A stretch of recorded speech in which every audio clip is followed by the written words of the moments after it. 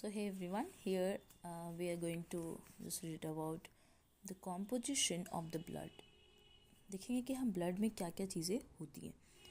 तो actually the blood is composed of plasma and the formed elements. जो plasma होता है वो हमारा लिक्विड पार्ट होता है और जो फॉर्म्ड एलिमेंट्स होते हैं वो सॉलिड पार्ट होता है हमारा.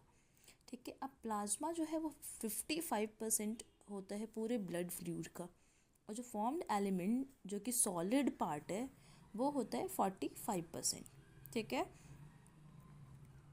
अब हम यहाँ पर और समझते हैं अच्छे से. तो ये हमारा होल ब्लड हो गया और होल ब्लड में से हमारा 55% जो है वो लिक्विड पार्ट है और 45% जो है हमारा वो सॉलिड पार्ट है. जो लिक्विड पार्ट है उसको हम प्लाज्मा कह रहे हैं और जो सॉलिड पार्ट है उसको हम कह रहे हैं फॉर्म्ड एलिमेंट्स और बाकी जो एलिमेंट्स बन रहे हैं. तो फर्दर हम इसको देखेंगे आगे.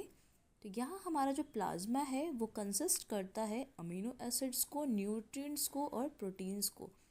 और नाइट्रोजनस वेस्ट होते हैं कुछ, इलेक्ट्रोलाइट्स आयंस होते हैं कुछ और गैसेस होते हैं. ठीक है. अब यहाँ पर प्रोटीन्स जो हैं वो एल्ब्यूमिन्स, फिब्रिनोजेंस और ग्लोबुलिन्स, ये 3 और फर्दर एलिमेंट्स उसमें होते हैं. ये दीज आर द प्रोटीन्स जो कंसिस्ट करता है हमारा प्लाज्मा. ठीक है.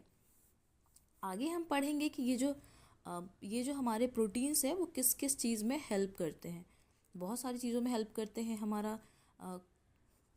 हम फर्दर इसको नेक्स्ट वीडियोज़ में पढ़ेंगे. ठीक है. अभी जो प्लाज्मा है ना, ये सारे मिला करके जितने भी हैं ये 10% या फिर 8% हो सकते हैं. ये वैरी करता है, ये कोई फिक्स नहीं होता. किसी बुक्स में हमारा 8% दिया होता है और किसी में 10% दिया होता है.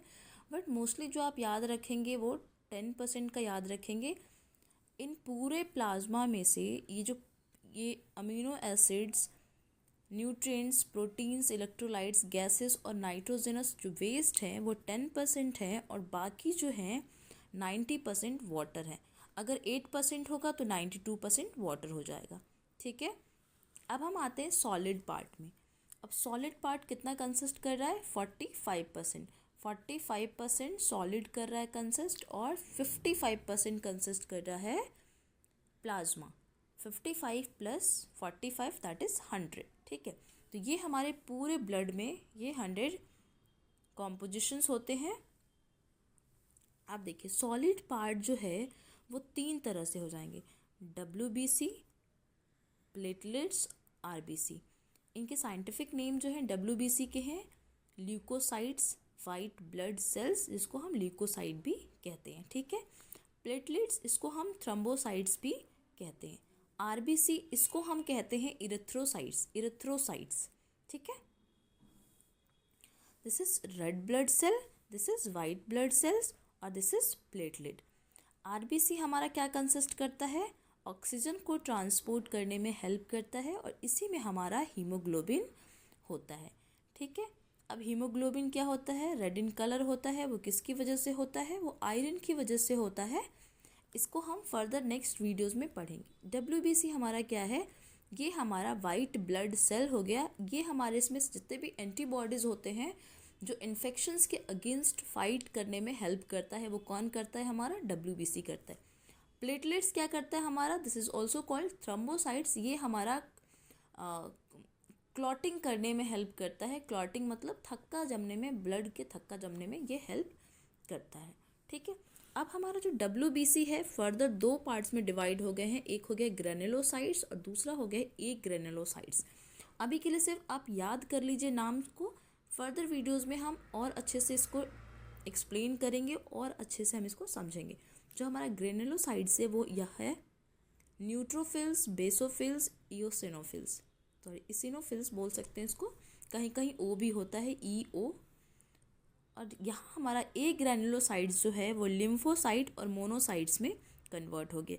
लिम्फोसाइट्स फर्दर हमारा बी लिम्फोसाइट्स में और T लिम्फोसाइट्स में डिवाइड होता है. ये हम आगे जब हम इम्यूनिटी पढ़ेंगे, एक अलग चैप्टर आता है इम्यूनिटी, तो हम इसमें पूरा पढ़ेंगे हम WBC को और बहुत अच्छे से डिटेल में समझेंगे कि न्यूट्रोफिल्स क्या होते हैं, बेसोफिल्स क्या होते हैं और कैसे ब्लड में काम करते हैं।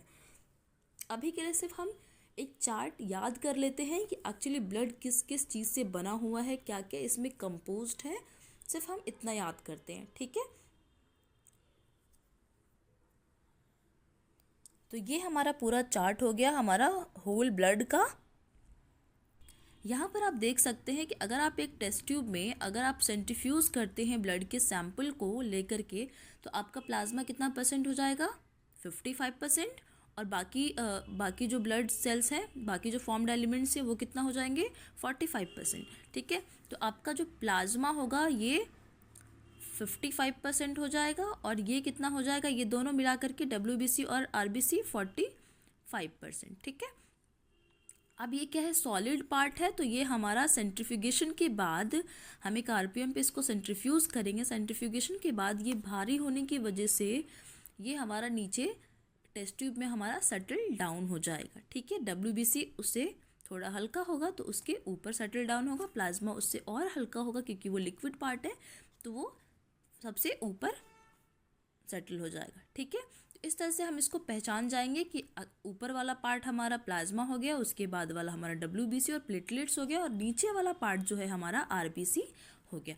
अब हम क्या करने वाले हैं, अब हम इस वाले पार्ट को हम जब भी हम अपना कंप्लीट जैसा कि देख सकते हैं आप लोग यहाँ पर पेशेंट है, खुद ही डॉक्टर हैं, ये डॉक्टर कविता कुमारी, और इन्होंने रेफर किया है सेल्फ, ठीक है। अब यहाँ पर देखिए, यहाँ पर होता है हमारा टेस्ट डेट, टेस्ट सैंपल किस दिन कलेक्शन हुआ है हमारा, उस दिन का टेस्ट कब हुआ है और रिपोर्ट कब मिला है, ठीक है। तो सेम डेट का है दोनों।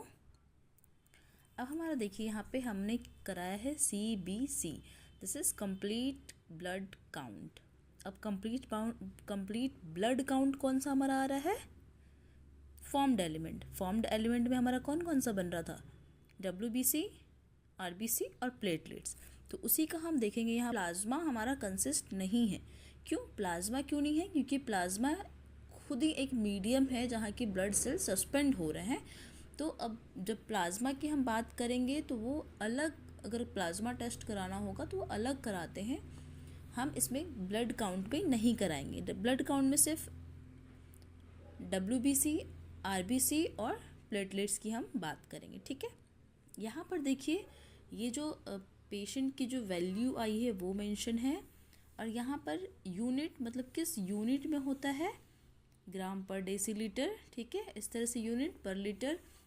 और ये हमारा हो गया रेफरेंस रेंज, मतलब इसी रेफरेंस रेंज के बेसिस पे ये हमारा एक स्टैंडर्ड है, इसी के बेसिस पर हम क्या करेंगे, इसको हम समझेंगे, ठीक है। अब देखिए यहाँ पर CBC complete blood count, total WBC, हम टोटल WBC इस पूरे ब्लड में WBC कितना है। अब देखिए कितना होना चाहिए, 4 to 11, ठीक है, दिख रहा है 4 to 11, बट पेशेंट का कितना है 6, मतलब 4 और 11 के बीच में आ रहा है 6, तो नॉर्मल है, ठीक है। अब यहाँ पर देखिए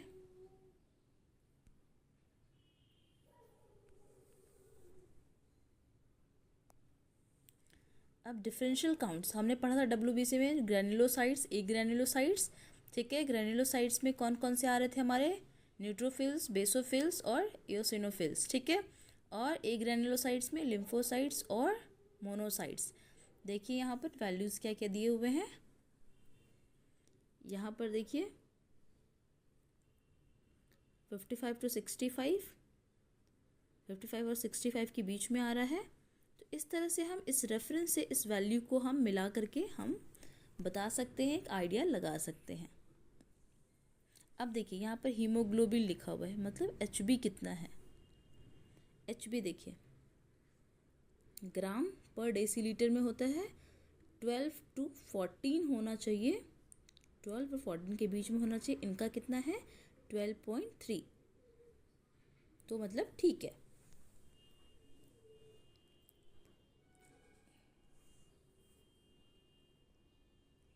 अब देखिए, ये RBC, PCV, MCV, MCH, MCHC, ये सब हम एक अलग चैप्टर में पढ़ेंगे। PCV, packed cell volume chapter एक है, अलग से चैप्टर है, उसका एक अलग से चैप्टर बनता है, उस पर हम पढ़ेंगे इसके बारे में, ठीक है। देख सकते हैं यहाँ पे रेफरेंस, यहाँ से रेफरेंस लेकर के इसको आप मिला सकते हैं, यहाँ पर क्या बढ़ा हुआ है क्या घटा हुआ है, ठीक है। अब देखिए यहाँ प्लेटलेट्स इंडेक्स, प्लेटलेट्स काउंट्स 208 है, कितना होना चाहिए, 150 से 450 होना चाहिए। मैम का कितना है, 208, मतलब ये ठीक है। तो इस तरह से हम क्या करते हैं, आप एक लमसम एक आइडिया लगा सकते हैं इस तरह से रिपोर्ट देख करके। अगर आपको घर में किसी का रिपोर्ट चेक करना हो तो आप इस तरह से रिपोर्ट देख सकते हैं, रेफरेंस से इसके वैल्यूज़ को मिला करके, ठीक है। आई होप क्वालिटी अच्छी नहीं है वीडियो की, but this is going to be very informational video और नॉलेजेबल वीडियो, तो आप उसको प्रेफर करेंगे रादर देन क्वालिटी पे। Thank you so much, I hope you like this video.